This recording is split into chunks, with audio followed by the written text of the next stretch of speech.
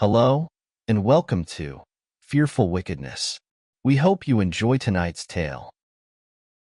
A young man questioned about the disappearance of his friend told an almost unbelievable story. Well, almost. Whispers in the fog. The fog rolled in thick over Blackwood Cemetery, swallowing the moonlight and casting eerie shadows between the crumbling tombstones. Ethan had always dared his friends to spend the night in the graveyard, but none had ever taken him up on it. So, on a cold October night, he decided to prove himself.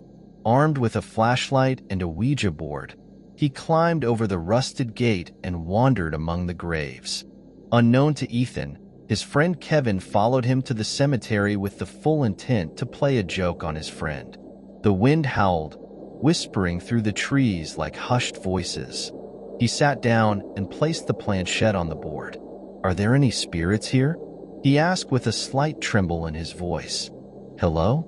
Is there anyone here who would like to make their presence known?" Then, footsteps. Soft, deliberate. He jumped up, shining his light. Nothing. Just rows of headstones and the skeletal limbs of trees. He let out a shaky laugh as he caught a glimpse of Kevin.